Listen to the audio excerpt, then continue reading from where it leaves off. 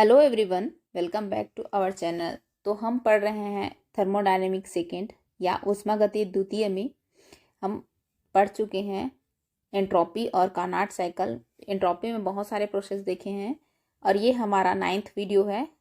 तो 9th video में हम पढ़ेंगे प्रावस्था परिवर्तन में एंट्रोपी परिवर्तन या entropy change during phase transformation. Important है कि किस तरीके से हम एंट्रोपी का फ्यूज़न करते हैं या है एंट्रोपी ऑफ वेपोराइजेशन या एंट्रोपी ऑफ ट्रांजिशन। तो किस किस तरीके से एंट्रोपी में चेंज आता है उसको देखेंगे। तो स्टार्ट करते हैं आज का वीडियो। हम देख लेते हैं थ्योरी वाला पार्ट। किसी पदार्थ का एक प्रावस्था से दूसरी प्रावस्था में परिवर्तन प्रावस्था परिवर्तन या प्रावस्था संक्रमण कहलाता है। यहाँ पे थोड़ा सुधारिए, क्या है ये? संक्रमण है, प्रावस्था संक्रमण। एक प्रावस्था से दूसरी प्रावस्था में जाएंगे तो वो प्रावस्था परिवर्तन कहलाएगा या प्रावस्था संक्रमण कहलाएगा। ये परिवर्तन एक निश्चित ताप पर होते हैं, जैसे कि गलनांक पर ठोस का द्रव में परिवर्तन, क्वथनांक पर द्रव का वाष्प में परिवर्तन। इन परिवर्तनों में एंट्रोपी परिवर्तन की गणना निम्न तरीके से हम कर सकते हैं। तो कैसे कर सकते हैं उसको देखेंगे। तो सबसे पहले तो ये थ्योरी जो पार्ट बोल रहा है उसको समझ लेते हैं। क्या बोला गया है कि एक प्रावस्था से दूसरे प्रावस्था में परिवर्तन ही हम आपका एंट्रोपी परिवर्तन कर सकते हैं। जैसे कि पहला प्रावस्था ले लेते हैं हम। जैसे देखो, मान लो ये सॉलिड है, सॉलिड से लिक्विड या लिक्विड से गैस में चेंज करते हैं। एक मिनट, सॉलिड से लिक्विड, लिक्विड से गैस चेंज करेंगे। तो देखिए पहला स्टेज क्या था? सॉलिड था, और दूसरा क्या है? हमारा लिक्विड है। तो सॉलिड से लिक्विड कर रहे हैं तो ये चेंज हो रहा है ना प्रावस्था। ठोस था तो द्रव में हो रहा है तो प्रावस्था चेंज हुआ। तो दूसरा क्या है? द्रव से हम जब गैस में करेंगे तो भी तो प्रावस्था चेंज हो रहा है ना। तो इसी को हम किस तरीके से चेंज होगा, अलग अलग तरीके से क्या प्रोसेस होगा उसको पढ़ेंगे। तो फिलहाल तो हमारा ये यहाँ पे क्या आ रहा है कि एंट्रोपी यहाँ पे क्या होगा उसको लिखना है। तो एंट्रोपी क्या है? Del S equal to Q reversible by T. ये हम सबको पता है कि हम बहुत सारे वीडियो में इसको ही पढ़ते आ रहे हैं, एंट्रोपी का ही। तो फिलहाल एंट्रोपी का फार्मूला ये होता है। जो क्यू रिवर्सिबल है उत्सर्जित या अवशोषित ऊष्मा है, तथा टी क्या है? परम ताप है। जो ऊष्मा है हमारा, ये या तो अवशोषित हो सकता है या तो उत्सर्जित भी हो सकता है, और टी क्या है? हमारा परम ताप है। तो अलग अलग प्रकार, 3 यहाँ पे प्रकार दिया गया है एंट्रोपी परिवर्तन का, उसको देखते हैं। तो पहला यहाँ पे प्रकार है, पहला देखते हैं गलन की एंट्रोपी या एंट्रोपी ऑफ फ्यूजन। मतलब कि सॉलिड से लिक्विड में जाना ही गलन की एंट्रोपी। सॉलिड गल कर ही तो लिक्विड बनाता है ना, द्रव बनाता है, पानी बनाता है, इसलिए एंट्रोपी ऑफ फ्यूजन बोला गया है। तो देखते हैं यहाँ पे क्या बोला जा रहा है। किसी पदार्थ का गलन एक निश्चित ताप पर होता है। किसी भी पदार्थ एक निश्चित ताप पर ही गलता है, उससे कम में नहीं गलता है, नहीं उससे ज़्यादा में गलता है, जिसे पदार्थ का गलनांक या मेल्टिंग पॉइंट कहते हैं। इस प्रक्रम में ऊष्मा का अवशोषण होता है तथा पदार्थ के 1 ग्राम के गलन के लिए आवश्यक ऊष्मा को गलन की गुप्त ऊष्मा कहते हैं, या गुप्त ऊष्मा क्या बोलते हैं? लेटेंट हीट ऑफ फ्यूजन कहते हैं। तथा पदार्थ 1 मोल के गलने के लिए आवश्यक ऊष्मा को गलन की मोलर ऊष्मा या molar latent heat of fusion कहते हैं।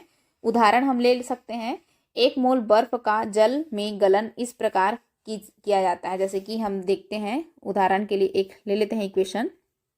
क्या है? जब हम वाटर ले रहे हैं, ये हुआ वाटर सॉलिड में है, और ये वाटर क्या में बना रहा है? वाटर जो है वो लिक्विड बना रहा है। तो 1 मोल बर्फ, मतलब कि ये बर्फ है और ये जल है। किस तरीके से गलन की एंट्रोपी लिया जाए है उसको देखते हैं। तो 1 मोल बर्फ की गलन के लिए बर्फ द्वारा अवशोषित ऊष्मा, जैसे कि देखिए यहाँ पे थ्योरी में लिखा है, 1 मोल बर्फ के गलन के लिए बर्फ द्वारा अवशोषित ऊष्मा डेल एच एफ, एफ मतलब कि फ्यूजन है, तथा गलनांक टी एफ है। इस प्रक्रम में एंट्रोपी परिवर्तन डेल एस एफ आपका किस तरीके से सूत्र होगा उसको देखेंगे। तो यहाँ पे नया सूत्र क्या हो जाएगा? Del S F equal to del H F by T F. क्यों ऐसा लिए हैं हम? ये तो सिंपल से तो हम अलग सा लेते हैं, लेकिन यहाँ पे बोल दिया गया है, क्या बोला गया है कि 1 मोल बर्फ की गलन के लिए बर्फ द्वारा अवशोषित ऊष्मा, तो ये क्या है, अवशोषित ऊष्मा है हमारा, यहाँ पे लिख सकते हो अवशोषित ऊष्मा, ये अवशोषित ऊष्मा है जो क्यू रखते हैं ना हम वहाँ पे। और जो भी आपका प्रक्रम में जो टेम्परेचर लग रहा है वो क्या बोला गया है, गलनांक है वो, ये टी एफ क्या है हमारा, गलनांक है। तो डेल एस एफ मतलब कि फ्यूजन की एंट्रोपी या गलन की एंट्रोपी बोला जाता है। ये हुआ, तो नया हमारा फ्यूजन के लिए नया फार्मूला आ गया ये वाला। तो एच एफ बर्फ की, यहाँ पे देखिए बर्फ की मोलर गलन गुप्त ऊष्मा है, ठीक है। तो ये वाला हमारा गलन की एंट्रोपी, इससे बस आपका ये फार्मूला इंपॉर्टेंट है, याद रखिएगा। अब दूसरा हम देख लेते हैं, दूसरा प्रोसेस क्या है, वाष्पन की एंट्रोपी या एंट्रोपी ऑफ वेपोराइजेशन। जैसे लिक्विड से गैस में बनना, मान लो कोई सा वाटर है, अब आपका लिक्विड में है, वो क्या कर रहा है, वाटर है वो गैस में चेंज हो जा रहा है, तो इसी को हम क्या बोलेंगे, वाष्पन की एंट्रोपी बोलेंगे। ये हुआ। तो वाष्पन की एंट्रोपी के लिए क्या फार्मूला रहेगा, क्या थ्योरी रहेगा, उसको पढ़ते हैं हम। तो पहले थ्योरी पढ़ लेते हैं, फिर फार्मूला हमारा बनेगा। द्रव का वाष्प में परिवर्तन भी निश्चित ताप पर होता है, जैसे कि उसमें गलन का एंट्रोपी में जो हो रहा था, गलन की सॉलिड से लिक्विड में गलता था, तो वो भी एक निश्चित ताप पे होता था। तो यहाँ पे भी अगर लिक्विड से गैस में चेंज हो रहा है तो वो भी एक निश्चित ताप पर ही होता है बोला गया है, जिसे द्रव का क्वथनांक या मेल्टिंग पॉइंट ऑफ लिक्विड कहते हैं। यहाँ पे मेल्टिंग पॉइंट ऑफ लिक्विड कहते हैं। 1 ग्राम द्रव को वाष्प में परिवर्तन करने के लिए आवश्यक ऊष्मा को वाष्पन ऊष्मा या हीट ऑफ वेपोराइजेशन तथा 1 मोल द्रव को वाष्प में परिवर्तन करने की ऊष्मा को मोलर वाष्पन ऊष्मा या molar latent heat of vaporisation कहते हैं। बस ये छोटा सा है, आता है 2 नंबर या 3 नंबर के लिए। तो इसके लिए क्या हो जाएगा फार्मूला हमारा, लिखते हैं यहाँ पे फार्मूला, डेल एस वी के लिए वेपोराइजेशन के लिए भी लिए हैं, और डेल एच भी लिख देंगे यहाँ पे, और टी भी लिख देंगे। टी भी क्यों लिख रहे हैं, क्योंकि हमारा यहाँ पे आपका बॉइलिंग पॉइंट या वेपोराइजेशन हो रहा है, इसी के कारण हम बी यूज़ किया जा रहा है। तो डेल एच यहाँ पे क्या है, डेल एच मोलर वाष्पन ऊष्मा है, जैसे कि वहाँ पे था। तो ये हमारा एक नया इक्वेशन जनरेट हो गया। देखो फ्यूजन के लिए एफ लिखते थे, वेपोराइजेशन के लिए भी लिख रहे हैं, बस यही अंतर है। तो माना कि द्रव की 1 मोल को वाष्प में परिवर्तित करने के लिए अवशोषित ऊष्मा एच डेल एच भी तथा क्वथनांक क्या है, टी बी है। बॉइलिंग पॉइंट जिसको बोलते हैं, या हम क्या बोल सकते हैं, यहाँ पे लिख सकते हो टी बी। देखो पहले वाला में फ्यूजन वाले में क्या रखे थे, टी एफ रखे थे, तो एफ के लिए फ्यूजन के लिए था।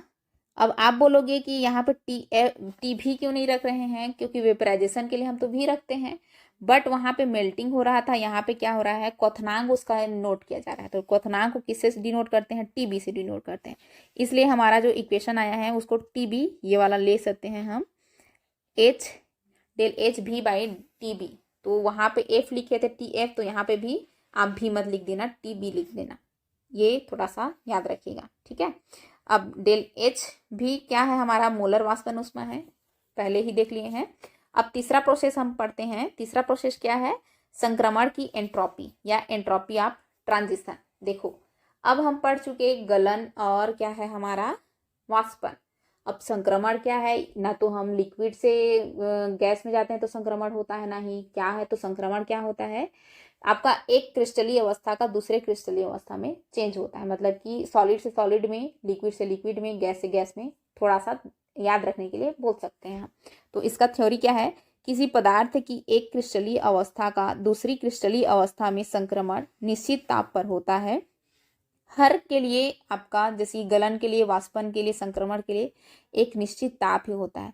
जैसे कि आपको ही अगर किसी टेम्परेचर दिया जाता है तो आपके लिए भी निश्चित टेम्परेचर होगा। मान लेते हैं कि कोई तुरंत हट जाएगा, जैसे कि हाथ में हम टेम्परेचर देते हैं तो किसी किसी का सहन शक्ति ज़्यादा रहता है, किसी किसी का कम रहता है। तो टेम्परेचर दिया जाता है, जलाया जाता है, तो कोई तुरंत हाथ हटा देगा और कोई थोड़ी देर बाद में हटाएगा। तो वही है हमारा कि एक निश्चित ताप पर ही होता है सबके लिए, जिसे संक्रमण ताप कहते हैं। यहाँ पे संक्रमण हो रहा है क्रिस्टलीय, देखिए यहाँ पे ये पॉइंट याद रखना है कि क्रिस्टलीय अवस्था का दूसरी क्रिस्टलीय अवस्था में संक्रमण होता है। तो अब देखेंगे कि एक मोल पदार्थ का एक क्रिस्टलीय अवस्था से दूसरी क्रिस्टलीय अवस्था में संक्रमण ताप टी पर होता है। अब TB/TF ना लिखकर TT लिखेंगे तथा इसके लिए अवशोषित ऊष्मा मोलर संक्रमण ऊष्मा डेल HT है तथा एंट्रोपी में परिवर्तन डेल ST होगा। तो अब फार्मूला जनरेट करते हैं। डेल ST इक्वल्स टू क्या हो जाएगा, देखिए डेल HT था और नीचे में टेम्परेचर वाला TT है, तो ये हो गया हमारा नया फार्मूला कि संक्रमण के लिए कैसा होगा। संक्रमण अवस्था मतलब कि एक क्रिस्टलीय अवस्था का दूसरी क्रिस्टलीय अवस्था में चेंज है और निश्चित ताप पर ही चेंज होगा वो। तो ये हो गया हमारा प्रावस्था परिवर्तन में एंट्रोपी परिवर्तन, ये हुआ। तो इस वीडियो में यहीं तक रखते हैं, मिलते हैं नेक्स्ट वीडियो में। नेक्स्ट वीडियो में हम पढ़ेंगे मानक एंट्रोपी, छोटा सा टॉपिक है, उसको हम डील करेंगे। तो इस वीडियो में यहीं तक, मिलते हैं नेक्स्ट वीडियो में। धन्यवाद।